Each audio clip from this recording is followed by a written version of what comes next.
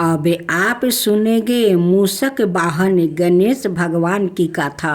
सूर्यपति इंद्र की सभा में कौच नाम का एक श्रेष्ठ गंधर्व था। वो सभा से उठकर दिरपीता से जाना चाहता था। अश्वत्थानी से उसका पैर का वहाँ उपस्थित मुनिवर बाभन देव से स्पर्श हो गया। अपने को अनातिरित अनुभव कर कृपित हुए। मुनि ने उसे तुरंत श्राप दे दिया, गंधर्व तू मूषक हो जाएगा।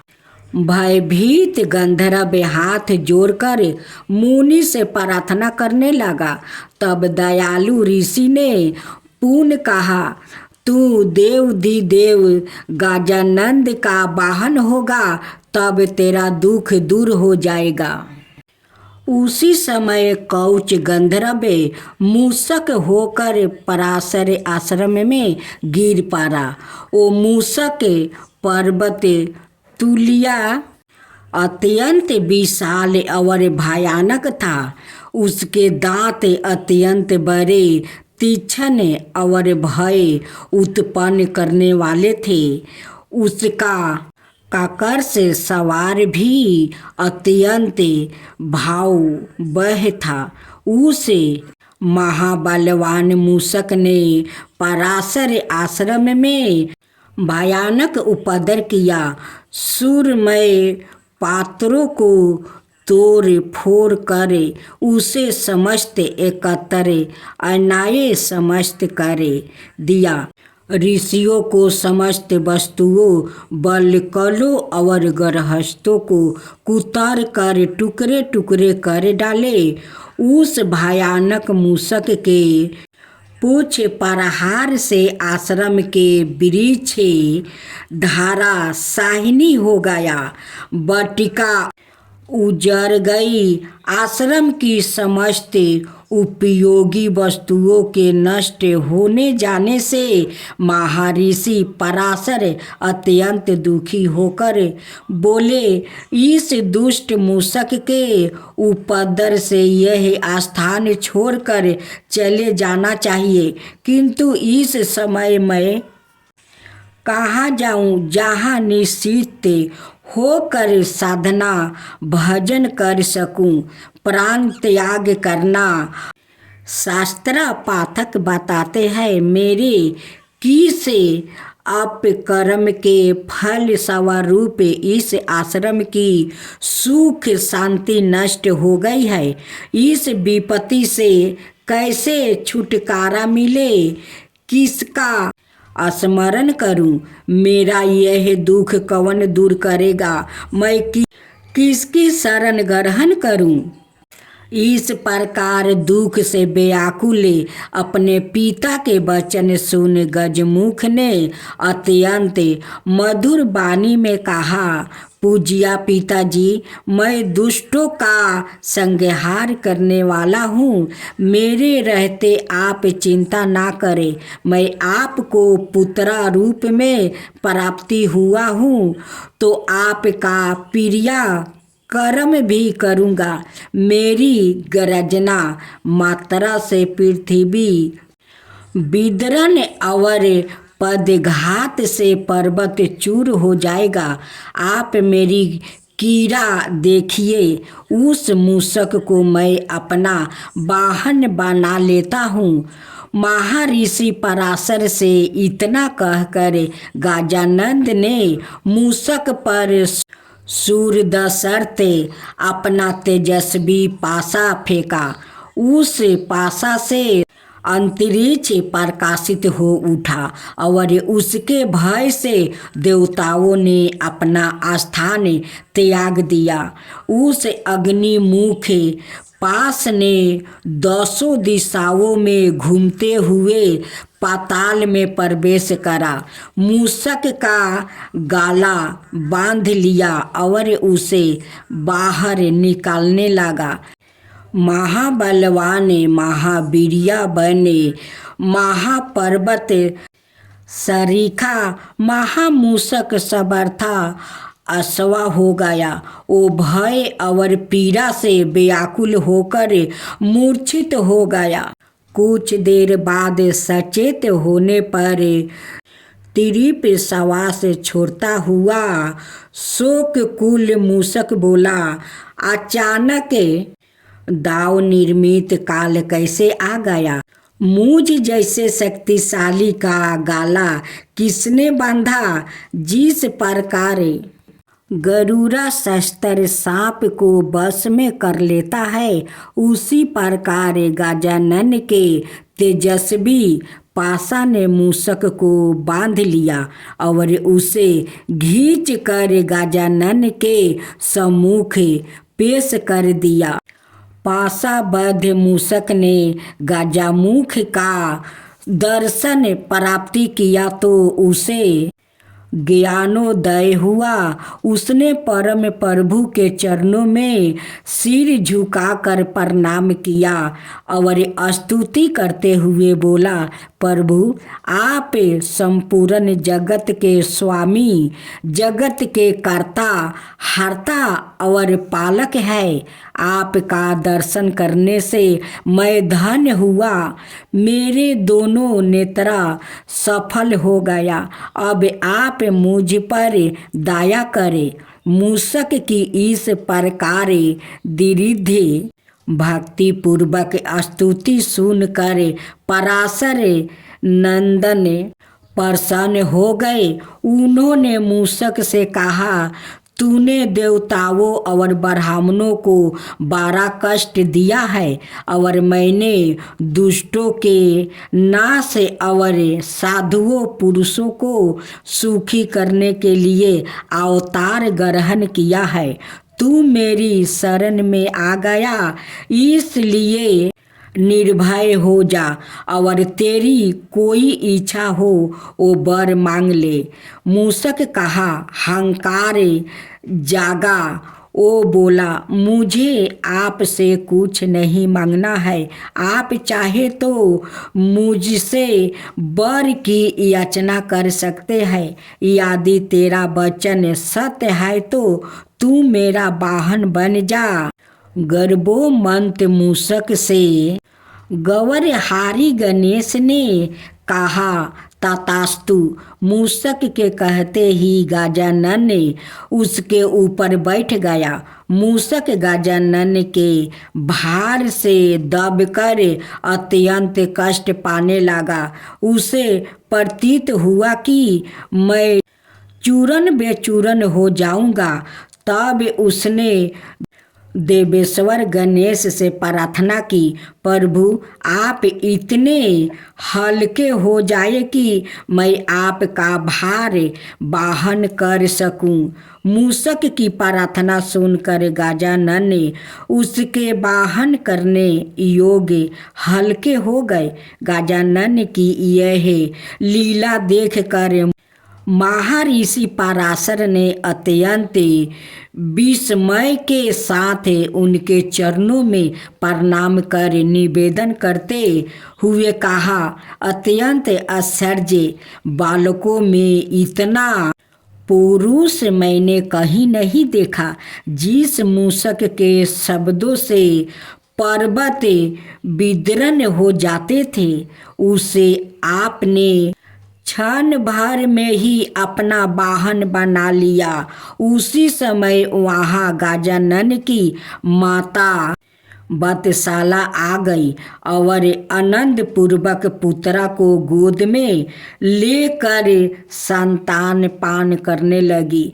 फिर उसके मस्तक पर धीरे धीरे अपना हाथ फेरती हुई बोली, मैं तेरे स्वरूप और पराक्रम को नहीं जानती। मैं केवल इतना ही जानती हूँ कि तू मेरे जन्म जन्मांतर के परम पुण्य से मेरी कोख में आया है।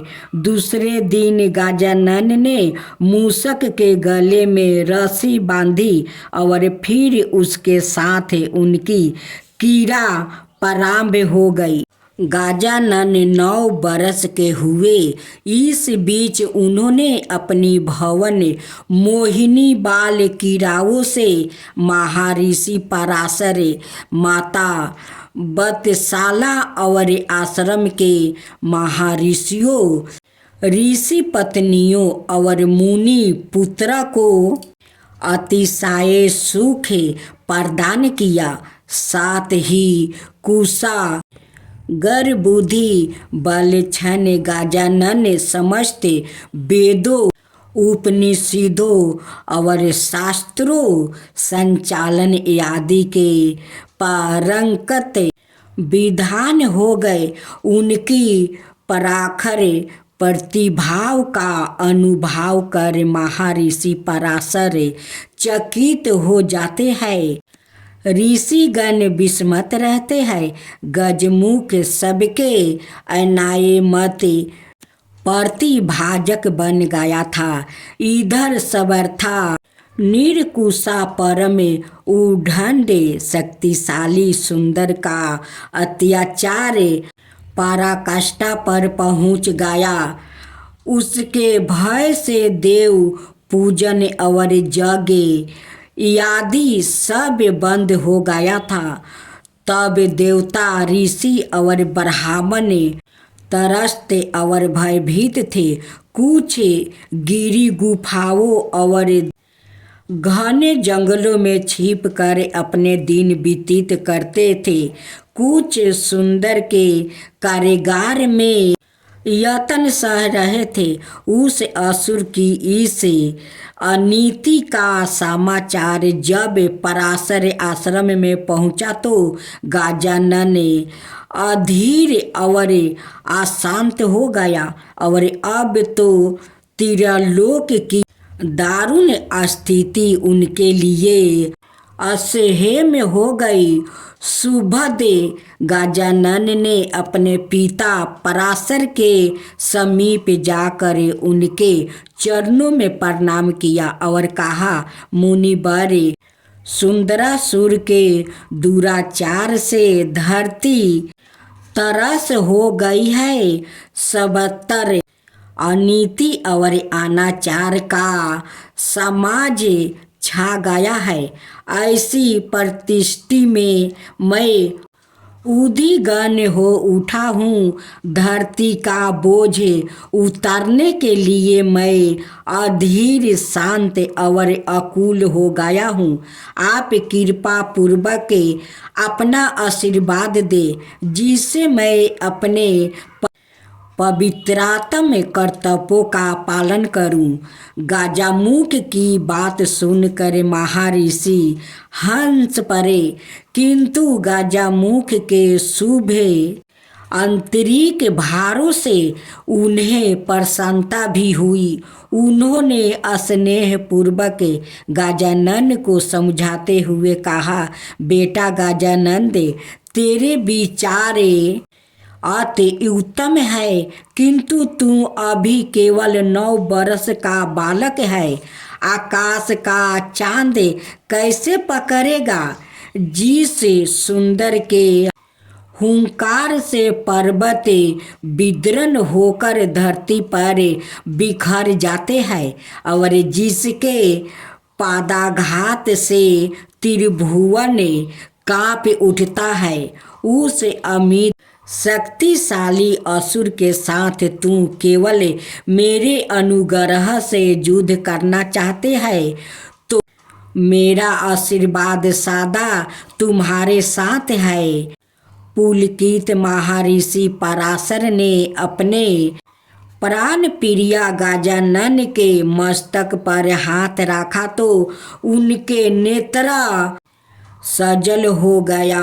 अब विरुद्ध कंठ से उन्होंने कहा, चंद्र झूर तुम्हें विजय प्रदान कर। गजानन ने प्रसन्नता पूर्वक अपने वृद्ध पिता के चरणों पर मस्तक रख दिया।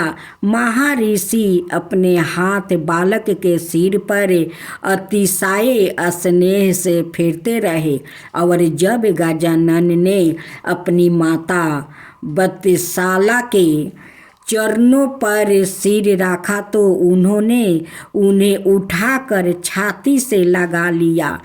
फिर बतसाला नंदन ने अपने चरणों हाथों में अंकुशा पराशु प्रास और कमल धारण कर मूषक पर आरूढ़ हुआ। वीर बालक गजानन ने गर्जना की। उनके गर्जना से त्रिभुवन कांपने लगे। गजानन बाहु वेग से चले। उनके परम तेजस्वी स्वरूप से प्रलय अग्नि ज्वाला निकल रही थी। सुंदरासुर की राजधानी दृशना सवर के समीप सुंदरावर नगर में थी। वहीं से वो त्रिलोकिया का शासन करता था। महाप्रभु गजानंद उकित राजधानी के उत्तर में पहुँचे और वहाँ से भयानक गर्जना करने लगे। गजानन के गर्जने से पर्वत टूट टूट कर गिरने लगा। सागर में गगन चुभी लहरों उठने लगी। भीरुजन मूर्छित हो गया और दैत्यों का हृदय कांप उठा। कुछ देर के लिए सुंदर भी मूर्छित हो गया। जब उसे होश आया तो उसने अपने सेवकों से कहा, अरे यहाँ कौन वीर गर्जन कर रहा है जिससे वीर पुरुष भी कांप उठे हैं? तुम लोग पता लगाओ, फिर मैं उसके सम्मुख जाऊंगा। सुंदर की आज्ञा पाकर दूत तुरंत चल गया। जब उन्होंने गजानन का अत्यंत विकट रूप देखा तो कांपने लगा। अत्यंत साहस से उन्होंने पूछा, अरे बालक, तुम कौन हो? महाबलशाली असुरराज की शक्ति का पता नहीं है क्या? क्रोध से गजानन ने उत्तर दिया, राक्षसों, मैं तुम्हारे राजा सुंदरासुर और उसकी शक्ति से अच्छी तरह परिचित होकर उसका वध करने यहाँ आया हूँ। मैं भगवती पार्वती का पुत्र हूँ। मेरा नाम गजानन है। मैं समस्त असुर काल का सबर नाश करने के देवताओं और मुनियों को तरण देकर सदमर की स्थापना करने आया हूँ। मेरा यह संदेश तुम शीघ्र ही असुरराज के पास पहुँचा दो। भयभीत दूतों ने सुंदर के पास जाकर बताया, स्वामी, शिव और पार्वती का केवल 9-10 बरस का महाभयानक पुत्र गजानंद आप जैसे अमित पराक्रमी सूर से युद्ध करने आया। वो काल तुलिया बालक दैत्य कुल का संहार करने के लिए आतुर प्रतीत होता है, किंतु आप जैसे अद्वितीय वीर योद्धा के सम्मुख वो मच्छर तुलिया बालक कैसे बाच सकेगा? सुंदर आकाशवाणी स्मृति से चिंतित हो गया, किंतु दूसरे ही क्षण क्रोध से उसके नेत्र लाल हो गया और बोला, दूतों, तुम जानते हो मेरे भय से त्रिलोकिया के समस्त चराचर प्राणी कांपते हैं। पराक्रमी नरेश और देवता मेरे कारागार में अपने जीवन के दिन गिनते हैं और शेष प्राण लेकर पर्वतों और वनों में छिपते बैठते हैं। नग्न बालक को मसल देने में मुझे कितनी देर लगेगी? जब सुंदर ने भयानक गर्जना की और अपने शस्त्रों धारण करने लगा, तब उसके सेवक ने उसे समझाते हुए कहा, स्वामी, आपकी परम पराक्रमी विशाल वीर वाहिनी को बहुत दिनों से युद्ध का अवसर नहीं मिला। अतः हमें आज्ञा प्रदान करे, हम तुरंत उस गौरवमंत बालक का वध कर देते हैं। हम लोगों के रहते आपको अस्त्र शस्त्र उठाने की आवश्यकता नहीं है।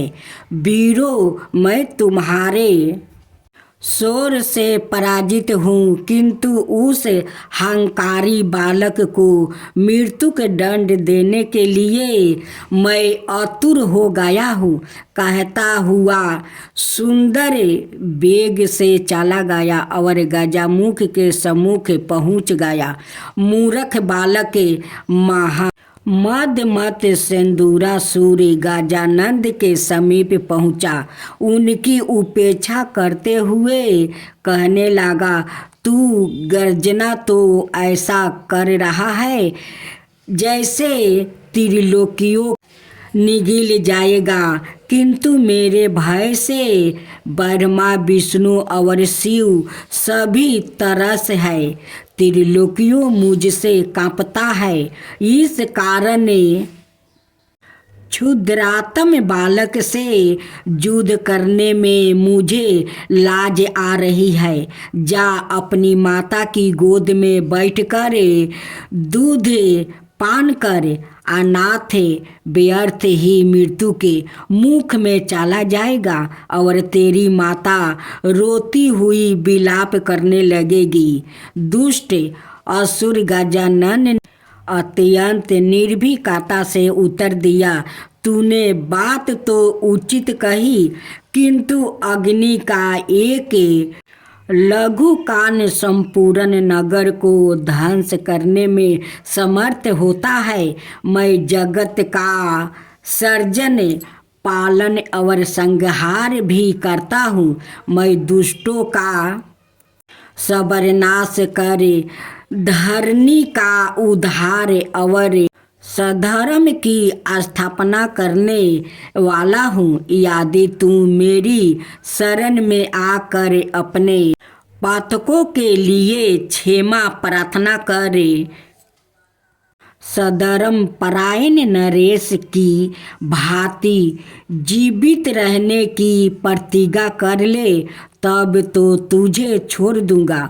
अनाथ, विश्वास कर, तेरा अंत काल समीप आ गया है। इतना कहते ही पार्वती नंदन ने विराट रूप धारण कर लिया। उनका मस्तक ब्रह्मांड का स्पर्श करने लगा। दोनों पैर पाताल में थे।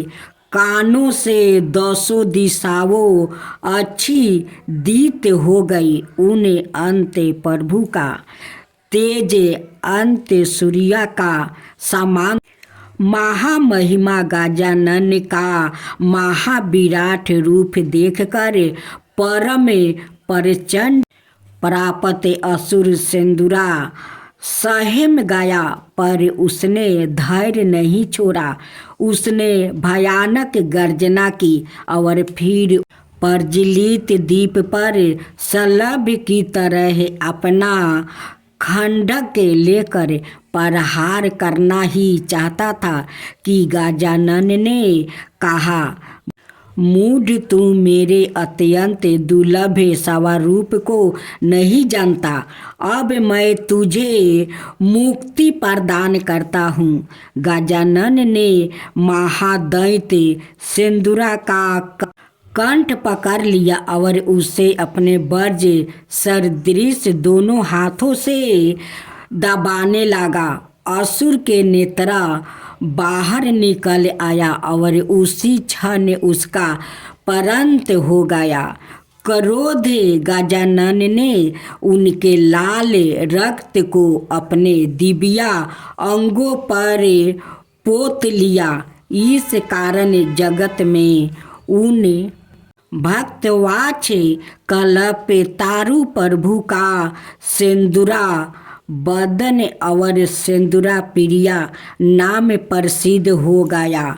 जय गजानन ऊंचा घोष करते हुए आनंद मगन देवगण आकाश से पुष्पा वृष्टि करने लगे। वहाँ हर्ष के डंका बज उठे, अप्सराएं नृत्य करने लगी। फिर इंद्राणी देवगण परम प्रभु पार्वती पुत्रा गजानन की स्तुति करने लगे। स्तुति कर देवताओं ने वहाँ एक भाव मंदिर का निर्माण किया और फिर उसमें गजानन की सिंदूर मूर्ति स्थापित की। सिंदूरासुर को मार कर उन्हें दुखी करने के कारण देवताओं और ऋषियों ने उस मूर्ति का नामकरण किया सिंदूरहा। फिर वो सभी अपने अपने स्थानों को चला गया। इस समाचार से प्रसन्न होकर राजा वरुण वहाँ आ पहुँचा। उन्होंने यह विचार कर कि गजानन ने दैत्य का नाश करके राजाओं को उनका पद प्रदान किया। उन्हें दैत्य विमान कहा। अपने पुत्रा का प्रत्यक्ष प्रभाव देखकर राजा वरुण अत्यंत प्रसन्न हुआ। उन्होंने अत्यंत प्रतिपूर्वक गजानन की पूजा की। अत्यधिक प्रेम के कारण राजा वरुण की वाणी अवरुद्ध थी। नेत्र अश्रुपात हो रहा था। फिर दुख के कारण रोते हुए उन्होंने गजानन से कहा, जिसे अनंत कोटि ब्रह्मांड नायक को ब्रह्मादि देवगण भी नहीं जान पाते, भला मैं अज्ञानी मनुष्य उसे कैसे जान पाता। मैं अपनी बुढ़ापा को क्या कहूँ। घर आई काम धेनु और सुरतरु को मैंने बाहर खेदर दिया है। आपकी माया से मोहित होकर मैंने बड़ा अनर्थ किया है। आप मुझे क्षमा।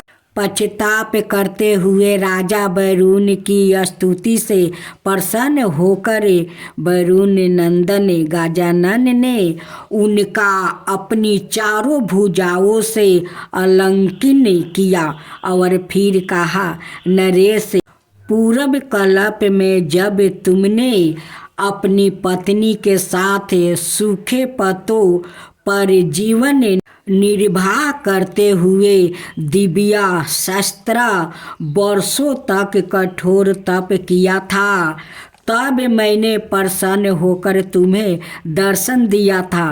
तुमने मुझसे क्षमा ना मांगकर मुझे पुत्र रूप में प्राप्ति करने की इच्छा व्याकृत की थी। अतः तुम्हारे पुत्र रूप में सुंदर वध कर भूभा हरण करने और साधु जनों के पालन के लिए मैंने संज्ञाहार बेगरह धारण किया। अनाथ मैं तो निराकारण रूप से अणु परमाणु में व्यापत हूँ। मैंने अवतार धारण कर सारा कार्य पूरा कर लिया। अब स्वाधाम परायण करूँगा। तुम चिंता मत करना।